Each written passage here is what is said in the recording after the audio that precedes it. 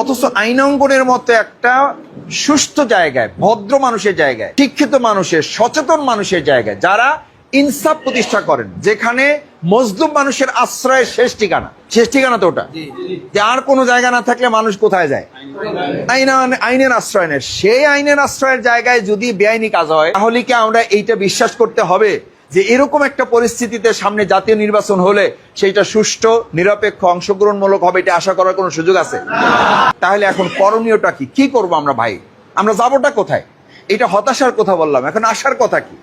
আশার কথা তো শুনতে হবে। সেজন্য আমি বলছি, আমাদের সভাপতি একটা প্রসঙ্গক্রমে বললাম যে এরকম আইনঙ্গের মতো জায়গায় আমাদের 9 জন বোধহয় প্রার্থী সাবমিট করেছিল, হুমকি দামকি দিয়া একরকম সহজ কথা, মানে বিগত 15 বছরে যে জালিয়াতি না হয়েছে সেটার রেকর্ড ভঙ্গ করে নতুন আর একটা রেকর্ড পটুয়াখালী আইনজীবী অঙ্গনে সৃষ্টি হয়ে একটা ন্যাক্কারজনক ইতিহাস এই অন্তর্বর্তীকালীন সময়ে হয়েছে, সরকারের সময়, যেটা এই অন্তর্বর্তীকালীন সরকারের চোখে আঙ্গুল দিয়ে দেখানো হয়েছে যে আপনারা চাইলেই সব হবে না, মাস্তানি করে, সন্ত্রাসী করে, এখনো কেউ কেউ শক্তি খাটিয়ে তার মতো করে সে রাজত্ব কায়েম করতে চাইলেও করতে পারবে, এরকম সুযোগ তাদের হাতে।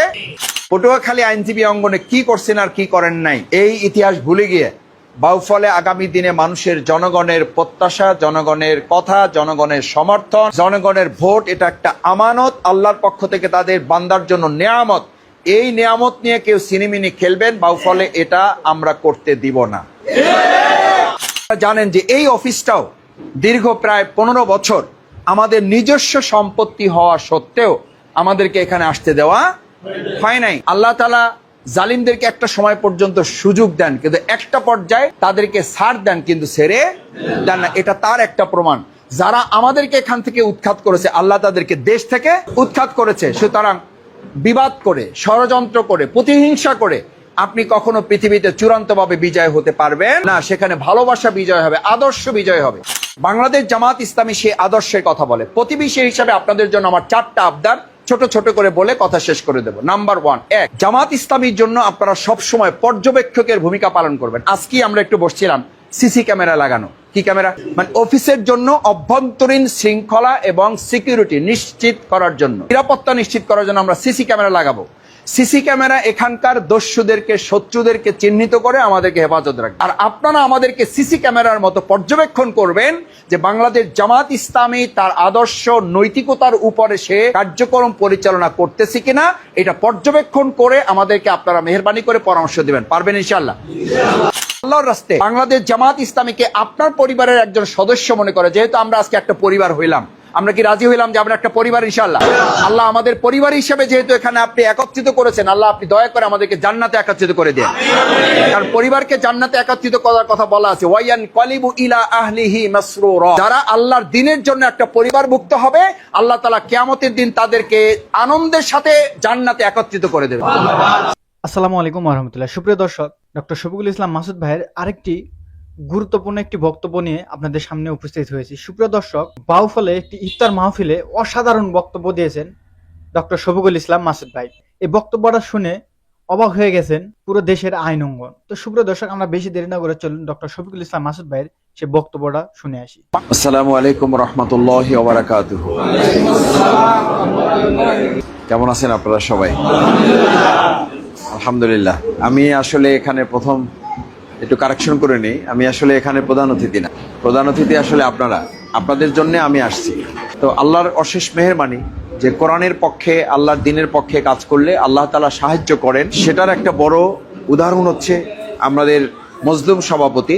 তাকে মামলাও দেওয়া হয়েছে, গ্রেপ্তার করা হয়েছে, জেলখানায় গিয়েছেন, নানান হয়রানির শিকার তিনি হয়েছেন। এতদ সত্ত্বেও তিনি ইসলামের পথে অটুট ভূমিকা রেখেছেন। শারীরিকভাবে অসুস্থ থাকা সত্ত্বেও আবার সংগঠন তাকে এই ইমারতের দায়িত্ব দিয়েছে। আমাদের সেই সম্মানিত শ্রদ্ধাভাজন উপজেলা আমির, জননেতা, সংগঠক, সমাজসেবক, বিশিষ্ট আলেমী দ্বীন, আমার একান্ত শ্রদ্ধাভাজন আলহাজ মাওলানা মোহাম্মদ ইসহাক মিয়া, আজকের প্রোগ্রামের সম্মানিত অন্যতম বিশেষ অতিথি, যিনি মূলত আপনাদের সম্মানে আজকে আসছেন।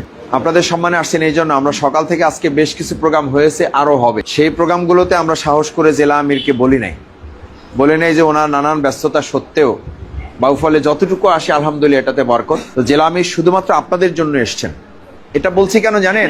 আমরা মনে করি কি যে 24 সালে 5ই আগস্টের মাধ্যমে মোটামুটি আমরা বিজয় অর্জন করে, আসলে বিজয় ততক্ষণ হবে না যতক্ষণ পর্যন্ত পরিপূর্ণভাবে কোরআনের বিধান সমাজে আমরা কায়েম করতে না পারবো।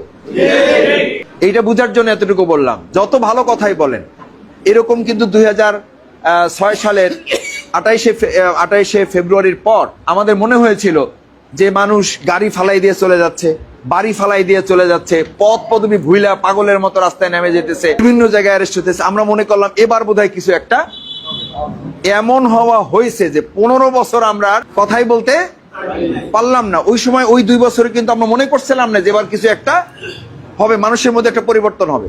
24 সালের 5ই আগস্টের পরও কিন্তু এরকম দৃশ্য আমাদের সামনে ছিল যে বোধহয় এবার কিছু একটা হবে। অথচ আইনাঙ্গনের মতো একটা সুস্থ জায়গায়, ভদ্র মানুষের জায়গায়, শিক্ষিত মানুষের, সচেতন মানুষের জায়গায়, যারা ইনসাফ প্রতিষ্ঠা করেন, যেখানে মজলুম মানুষের আশ্রয়ের শেষ ঠিকানা তো ওটা, যে আর কোনো জায়গা না থাকলে মানুষ কোথায় যায়? আইনের আশ্রয় নেয়। সেই আইনের আশ্রয়ের জায়গায় যদি বেআইনি কাজ হয়, তাহলে কি আমরা এইটা বিশ্বাস করতে হবে যে এরকম একটা পরিস্থিতিতে সামনে জাতীয় নির্বাচন হলে সেইটা সুষ্ঠু, নিরপেক্ষ, অংশগ্রহণমূলক হবে, এটা আশা করার কোনো সুযোগ আছে? তাহলে এখন করণীয়টা কি? কি করবো আমরা ভাই? আমরা যাবোটা কোথায়? এটা হতাশার কথা বললাম, এখন আশার কথা কি? আশার কথা তো শুনতে হবে। সেজন্য আমি বলছি, আমাদের সভাপতি একটা প্রসঙ্গক্রমে বললাম যে এরকম আইনাঙ্গের মতো জায়গায় আমাদের 9 জন বোধহয় প্রার্থী সাবমিট করেছিল, হুমকি দামকি দিয়া একরকম সহজ কথা, মানে বিগত 15 বছরে যে জালিয়াতি না হয়েছে সেটা রেকর্ড ভঙ্গ করে নতুন আর একটা রেকর্ড পটুয়াখালী আইনজীবী অঙ্গনে সৃষ্টি হয়ে একটা ন্যাক্কারজনক ইতিহাস এই অন্তর্বর্তীকালীন সময়ে হয়েছে, সরকারের সময়, যেটা এই অন্তর্বর্তীকালীন সরকারের চোখে আঙ্গুল দিয়ে দেখানো হয়েছে যে আপনারা চাইলেই সব হবে না, মাস্তানি করে, সন্ত্রাসী করে, এখনো কেউ কেউ শক্তি খাটিয়ে তার মতো করে সে রাজত্ব কায়েম করতে চাইলেও করতে পারবে, এরকম সুযোগ তাদের হাতে। কিন্তু আমরা একটা কথা আজকে বাউফলে বলি, আপনারা যেহেতু আমাদের প্রতিবেশীদের পাইলে তো শক্তি একটু বাড়ে না কমে? বলে না যে এবার কিন্তু প্রতিবেশী লইয়া নামবো, কিন্তু এবার এখন আপনারা আসছেন, আপনারা বলবেন যে আপনাদের সাথে আমরা নামবো না আমাদের সাথে আপনারা নামবেন। যেহেতু আপনাদের সামনে পাইছি, এজন্য একটা কঠিন কথা একটু বলি, সেটা হলো যে পটুয়াখালী আইনজীবী অঙ্গনে কি করছেন আর কি করেন নাই, এই ইতিহাস ভুলে গিয়ে বাউফলে আগামী দিনে মানুষের, জনগণের প্রত্যাশা, জনগণের কথা, জনগণের সমর্থন, জনগণের ভোট, এটা একটা আমানত, আল্লাহর পক্ষ থেকে তাদের বান্দার জন্য নেয়ামত। এই নেয়ামত নিয়ে কেউ সিনেমিনি খেলবেন বাউফলে, এটা আমরা করতে দিব না। ভাই, আপনার কোন নিয়ামত, আমার একটা হাত কেউ কেটে নিতে চাইবে, আপনি বলবেন যে ভাই কোন অসুবিধা লন, আমি ঝইঝামেলের মধ্যে নাই। কোন আল্লাহর ওলি এখানে রাজি আছেন একটু হাত জাগান? এই যে একজন পাওয়া গেছে, একজন পাইছি, উনি ওনার হাত কাইটে নেবে, উনি বলবে যে আমি কোনো ঝামেলার মধ্যে, উনি না বুঝে, উনি রেকর্ড করতেছে, উনি বুঝতে পারে না, উনি মোবাইলে ব্যস্ত আছে। তো এইরকম ব্যস্ত থেকে বহু মানুষ আছে, একদিকে দৌড় দিয়ে দেয়।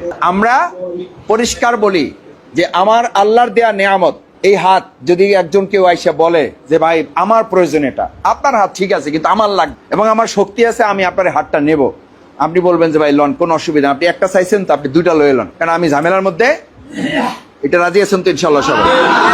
কেন নাই? এটা কার নেয়ামত? আল্লাহ কাকে দিয়েছেন? ভোটটা কি কাকে দিয়েছেন? আল্লাহ আপনাকে দিয়েছেন। এটার হেফাজতকারী আপনি, এটা সংরক্ষণকারী আপনি, এটার জবাব আল্লাহর কাছে আপনার না দিতে হবে না। না না, কি বলেন?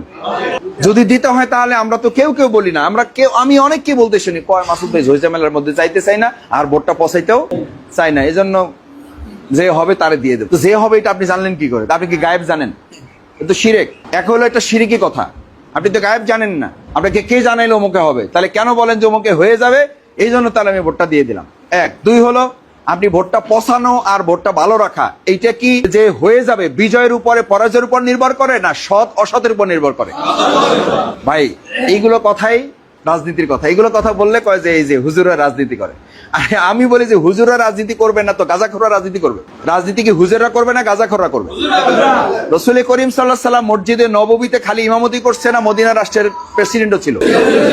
তো আমরা খালি মসজিদের ইমাম থাকবো, মদিনা রাষ্ট্র নিয়ে আমরা কোনো চিন্তা করবো না, ইনশাআল্লাহ করবো ইনশাআল্লাহ।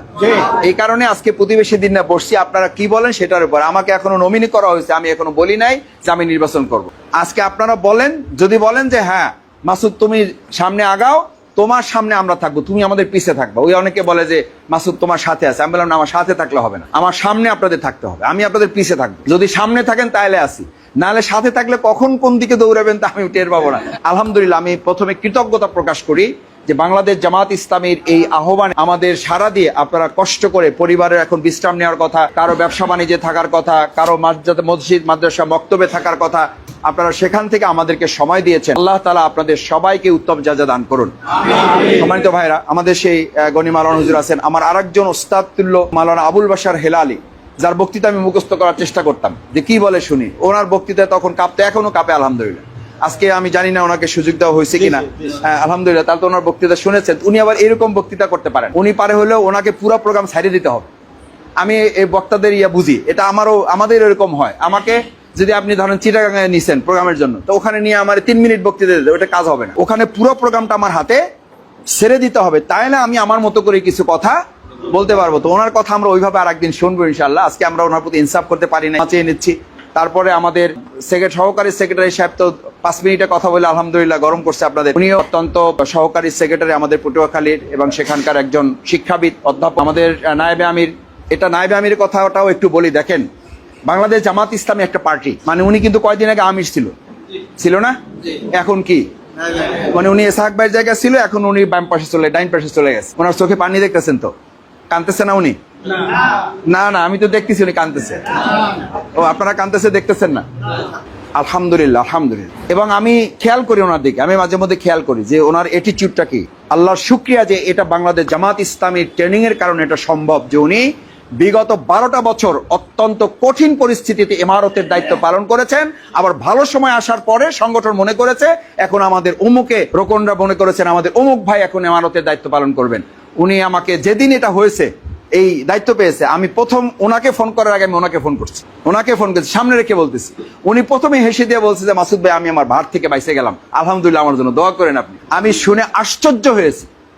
এটাই অভ্যস্ত আমরা, কিন্তু আমি আশ্চর্য হয়েছি যে একজন স্বাভাবিক মানুষ, আমি হইলেও হয়তো একটু মনটা ভার থাকতো যে মেয়া 12টা বছর বিপদ আপদে আপনাদের সাথে থাকলাম, আর এখন সুখের দিনে ভালো দিনে আমার সরাই দিলেন, আমার দায়িত্ব থেকে আপনারা একটু নিচে নামাই দিলেন, জিনিসটা কি করলেন এটা আপনারা একটু ভাইবে দেখেন। আমি হইলে হয়তো বলে ফেলতাম কিনা আমি জানি না, আল্লাহ মাফ করুন। এই প্র্যাকটিস আমাদের মধ্যে নাই।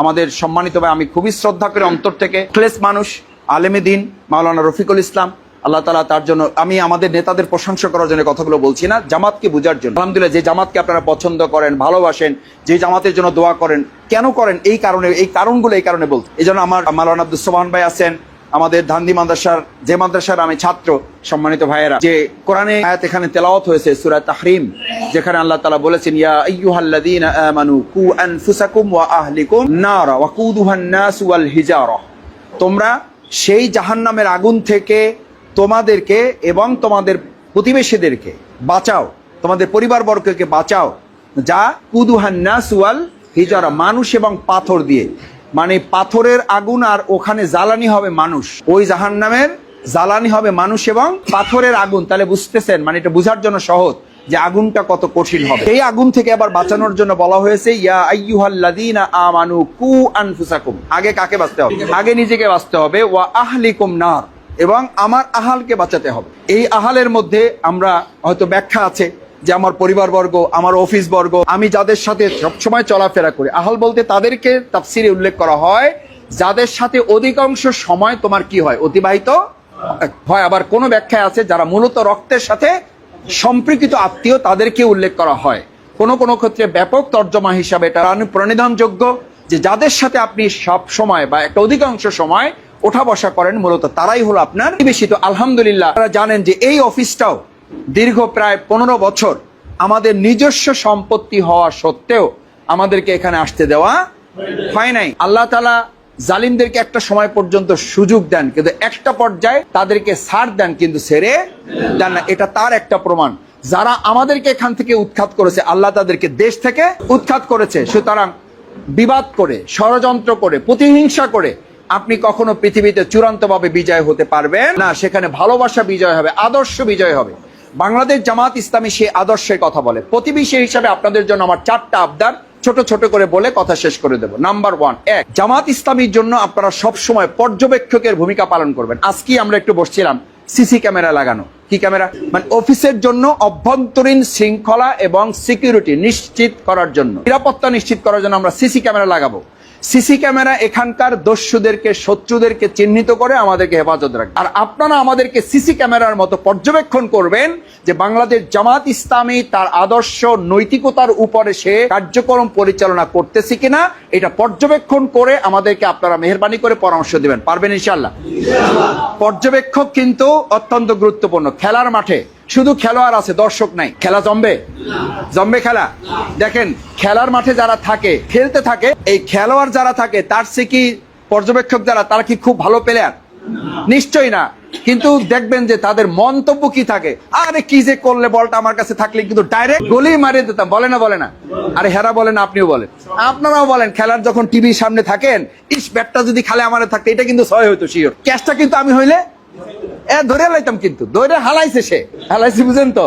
মানে টিভির বাইরে সে ধরে, হে কিন্তু এরকম ধরছে সোহায় বৈশা, আর হে বলতেছে যে কি যে করলো, হারে আমার হাতে হইলে তো মাঝখানি পড়ে যেত, তো সারার কোনো কায়দাই নেই, এটা কে নেছে, এর বাদ দেওয়া উচিত। মানে ওখানে সব সিদ্ধান্ত সে দিয়ে দিয়েছে। তাহলে খেলোয়াড়ের চেয়ে পর্যবেক্ষক শক্তিশালী না দুর্বল? শক্তিশালী। আপনারা আমাদের জন্য এই পর্যবেক্ষকের ভূমিকাটা আল্লাহর রাস্তে পালন করবে ইনশাআল্লাহ। পর্যবেক্ষক যিনি হবেন তিনি পরামর্শ দিবেন, আমাদেরকে পরামর্শ দিবেন মেহেরবানি করে, যে আমরা যেন এই কাজটুকু ভালোভাবে করতে পারি। তাহলে 1 হলো পর্যবেক্ষণ করা, 2 হলো আল্লাহর রাস্তায় আমাদেরকে আপনারা কি দিবেন? পরামর্শ দিবেন। 3 নম্বর হলো আপনারা যখন আপনাদের স্ত্রী সন্তানের জন্য, বাবা মায়ের জন্য, পরিবারের জন্য দোয়া করে আল্লাহর রাস্তায়, বাংলাদেশ জামাত ইসলামীকে আপনার পরিবারের একজন সদস্য মনে করে, যেহেতু আমরা আজকে একটা পরিবার হইলাম, আমরা কি রাজি হইলাম যে আমরা একটা পরিবার ইনশাআল্লাহ? আল্লাহ আমাদের পরিবার হিসেবে যেহেতু এখানে আপনি একত্রিত করেছেন, আল্লাহ আপনি দয়া করে আমাদেরকে জান্নাতে একত্রিত করে দেন। কারণ পরিবারকে জান্নাতে একত্রিত করার কথা বলা আছে, ওয়ায়ান কালিবু ইলা আহলিহি মাসরুরা। যারা আল্লাহর দ্বীনের জন্য একটা পরিবারভুক্ত হবে, আল্লাহ তাআলা কিয়ামতের দিন তাদেরকে আনন্দের সাথে জান্নাতে একত্রিত করে দেবেন। সূরা ইনশিকাকে পরিষ্কার এই কথা বলা আছে। আল্লাহ তাআলা যেন আমাদের এই পরিবারে, যেটা বলছি 3 নম্বরে, আপনারা আপনাদের পরিবারের জন্য, স্বামীর জন্য, সন্তানের জন্য, স্ত্রীর জন্য, বাবা মায়ের জন্য যে দোয়া করবেন, ওই দোয়ায়, ওই চোখের পানিতে, ওই জায়নামাজে আমাদেরকেও আপনারা একটু কি রাখবেন রাখবেন ইনশাআল্লাহ। জামাতের জন্য, জামাতের নেতাদের জন্য, দায়িত্বশীলদের জন্য, আমাদের মতো ছোট মানুষদের জন্য একটু দোয়া করবেন যে আল্লাহ পোলাপানগুলারে একটু সক্ষমতা বাড়াই দাও, আল্লাহ এদেরকে একটু শক্তিশালী করে দাও, আল্লাহ এদেরকে একটু সামনের দিকে আগাই দাও। এই দোয়ার মধ্যে আমাদেরকে শামিল রাখবেন। 4 নম্বরে সর্বশেষ যে কথাটা বলে আমার বক্তব্য ইতি টানতে চাই, সম্মানিত ভাইয়েরা, যে সুন্দর বাংলাদেশ আমরা পেয়েছি, এই সুন্দর বাংলাদেশকে আরো সুন্দর করতে হলে কোরআন কায়েম ছাড়া এটা সম্ভব হবে না। রমজান কোরআন নাজিলেরও মাস, কোরআন বিজয়েরও। তাহলে রমজান কোরআন শুধু কি নাজিলের মাস না বিজয়ের মাস? দেখেন, কোরআন নাজিল এবং বিজয় এই রমজানে। যারা 17ই রমাদান যুদ্ধ করেছে তারা কি রোজা ছিল না? রোজা ছিল না। তাহলে রোজা থেকে আল্লাহর দ্বীনের কাজ কম হবে না বেশি হবে? আল্লাহর দ্বীনের কাজ হবে, নাকি আমরা শুধু রোজা রেখে শেষ করে দেবো? ইনশাআল্লাহ। এই কারণে বলা হয়েছে আসসামু জুন্নাহ, রোজা হচ্ছে ঢাল স্বরূপ। রোজা কি স্বরূপ? ঢাল স্বরূপ। তো ঢাল দিয়ে মানুষ কি করে? ঘুমায় না, যুদ্ধ করে। তাহলে আজকে আমরা রোজাদারও হইলাম, আল্লাহর পথের যোদ্ধাও হইলাম। দেখি ইনশাআল্লাহ, ইনশাআল্লাহ আমরা রোজাদারও, আমরা যোদ্ধাও। আল্লাহ আমাদেরকে যোদ্ধা হিসাবে কবুল করেন। এই যোদ্ধারা পরিমাণ যদি সংখ্যায় কম হয়, তারা বিজয় হবে না 1000 যারা ছিল বদরের যুদ্ধে তারা বিজয় হয়েছে? 313 না 1000 বিজয়? আজকে বাউফলে যদি সংখ্যায় জামাত ইসলামীকে কম মনে করে, আমাদেরকে দুর্বল ভাবে, তাহলে আমরাই দুর্বলরা 313 ওয়ালারা 1000কে পরাজিত করে বিজয় অর্জন করতে পারবো ইনশাআল্লাহ। যদি অস্ত্র আলারা বিজয় হয়েছে না অস্ত্র ছাড়া আলারা বিজয় হয়েছে? আজকে অস্ত্র নিয়ে যারা আমাদেরকে ভয় দেখায়, আমরা নিরস্ত্র আলারা আদর্শের অস্ত্র দিয়ে তাদেরকে মোকাবেলা করবো ইনশাআল্লাহ। ভাইয়েরা, এটা শুধু প্রতিবেশী হিসাবে আপনাদের প্রতি আমাদের কোনো অনুনয় বিনয় না, এটা কোনো আবদার না, এটা আবেদন না, এটা কার নির্দেশ? এটা আল্লাহর নির্দেশ। কারণ অস্ত্র আলাদেরকে মোকাবেলা করার জন্য নিরস্ত্র আলারা, তাদের সেদিন অস্ত্র ছিল সওম। আমরা রোজা রেখে এসেছি, আমরা জীবন দিতে জানি। জীবন দিতে যারা জানে, পৃথিবীর কোন শক্তি এক আল্লাহ ছাড়া তাদের পরাজিত করতে। 2024 সাল তার আরেকটা প্রমাণ। শেখ হাসিনা বহু নির্দেশ দিয়েছে, হেলিকপ্টার থেকে গুলি করো, যেখানে পাও সেখান থেকে গুলি করো। এরপর গুলি করেছে, কিন্তু আমাদেরকে পরাজিত করতে পারছে? আমাদের নেতাদেরকে ফাঁসি দিচ্ছে, পরাজিত করতে পারছে? আমাদের নেতাদের রিমান্ডে নিয়ে পঙ্গু করছে, আমাদের পরাজিত করতে পারছে? ভবিষ্যতেও যদি এরকম পরিকল্পনা কেউ করে, তাহলে তাদেরও একই পরিণতি বহন করতে হবে। আমাদেরকে আল্লাহ তাআলা বিজয়ের প্রান্তে নিয়ে যাবেন ইনশাআল্লাহ। কারণ রোজাদাররা যখন সিদ্ধান্ত নিয়ে আল্লাহর জমিনে আল্লাহর দ্বীন কায়েমের জন্য নেমে যায়, তখন সে শুধু রোজাদার থাকে না, সে ঢালওয়ালা একজন যোদ্ধা হয়ে। কারণ এই ঢাল আমাকে কে দিয়েছেন? প্রিয় নবী মুহাম্মদুর রাসূলুল্লাহ। ক্বালা রাসূলুল্লাহ সাল্লাল্লাহু আলাইহি ওয়াসাল্লাম, আস-সাওমু জুন্নাহ, তোমার এই রোজা হলো তোমার জন্য একটা ঢাল স্বরূপ। সম্মানিত ভাইরা, শেষ কথা হলো, এই রমাদানের মধ্যে রমাদান আছে, এই রমাদানের মধ্যে কদর আছে, এই রমাদানের মধ্যে বদরও আছে, এই রমাদানের মধ্যে ইতিকাফও আছে। সেই 10 দিন সামনে আসতেছে যখন রাসূল সাল্লাল্লাহু আলাইহি ওয়াসাল্লাম কোমরে গামছা বাঁধতে মশগুল হওয়ার জন্য, আর আমরা শেষ 10 দিন কোমরে গামছা বাঁধি ঈদের বাজার করার জন্য। কপাল কি এমনি পড়ছে? আমাগো কপাল কি এমনি পড়ছে? এমনি পড়ছে বলেন? রাসূল সাল্লাল্লাহু আলাইহি ওয়াসাল্লাম কোমরে শেষ 10 দিন গামছা বাঁধতেন সওয়াব অর্জনের জন্য, আর আমাগো মুসলমানরা গামছা বাঁধে ঈদের কুমড়ে বেড়াইতে যাইবে, কি কিনবে, কারে কি দেবে, অস্থির হয়ে যায়। আরে ভাই, রাসূল সাল্লাল্লাহু আলাইহি ওয়াসাল্লাম এটাকে নেকির উৎসব বলেছেন, এটাকে ফেস্টিভ্যাল বলেছেন, মাস বলেছেন। আমরা কি পারবো ইনশাআল্লাহ? সেই প্রত্যাশা ব্যক্ত করে আসুন বিষয় হিসাবে আমরা শীর্ষডালা প্রাচীরের মতো থেকে আমাদের আন্দোলনের এই অফিস, এটাকে জামাত অফিস না মনে করে আপনারা মনে করবেন এটা কোরআন প্রতিষ্ঠার অফিস। এখানে সবার অধিকার আছে এবং সবাই মিলে আমরা ভূমিকা রাখবো ইনশাআল্লাহ। আসসালামু আলাইকুম। দর্শক, এতক্ষণ পর্যন্ত ডক্টর শফিকুল ইসলাম মাসুদ ভাইয়ের বক্তব্যটা শুনলেন। বক্তব্যটা কেমন লেগেছে অবশ্যই নিচের কমেন্ট বক্সে জানিয়ে যাবেন। আজকের ভিডিও এই পর্যন্ত। ভিডিওটি ভালো লাগলে অবশ্যই লাইক, কমেন্ট, শেয়ার করবেন এবং জামাত শিবিরের নিত্য নতুন আপডেট ভিডিও পেতে চ্যানেলটি সাবস্ক্রাইব করে পাশে থাকবেন। সকলকে ধন্যবাদ। আসসালামু আলাইকুম ওয়া রাহমাতুল্লাহ।